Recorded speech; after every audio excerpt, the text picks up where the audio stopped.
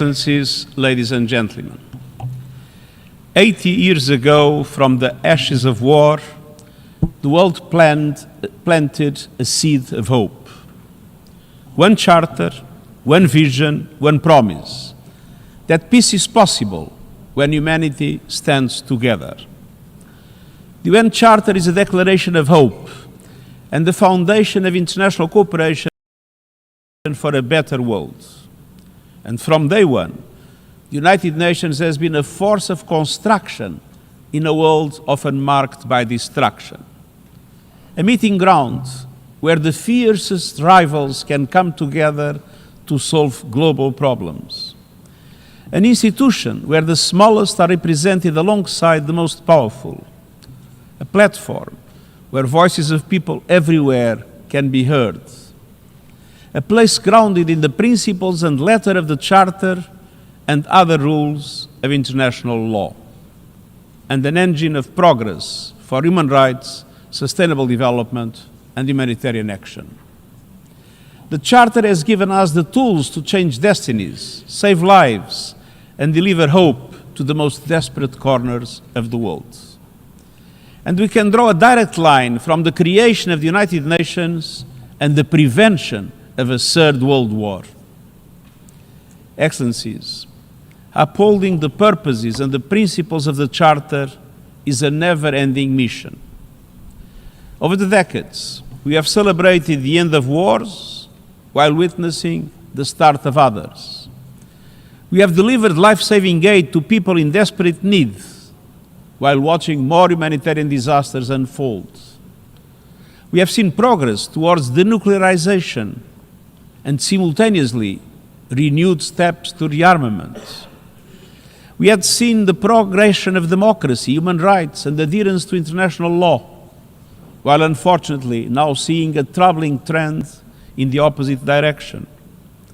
We have rallied behind the Sustainable Development Goals and also seen growing gaps in inequalities.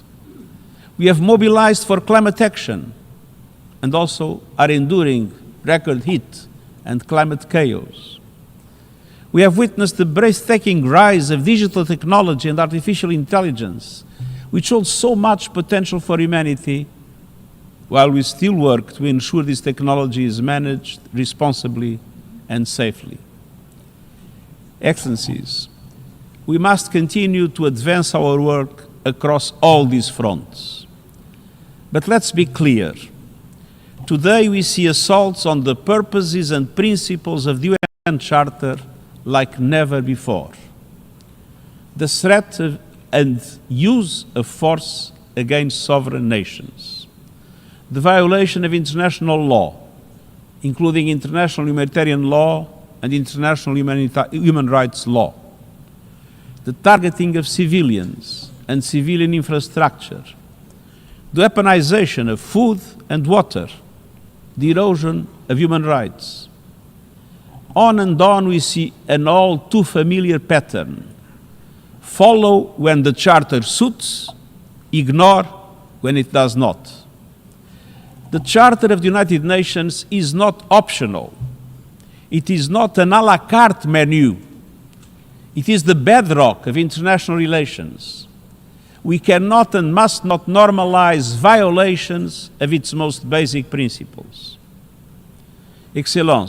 Excellencies, today more than ever, we must respect and renew our commitment to international law, in word as in deed, to adapt to an increasingly multipolar and digital world, to address global shocks with unity and determination, to open our doors wide to civil society, youth and the private sector, and to rethink the way we act by building stronger, renewed, inclusive, networked multilateralism.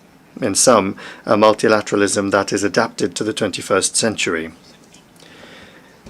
In September, Member States adopted the Pact for the Future, reaffirming the world's commitment to international law and the United Nations Charter.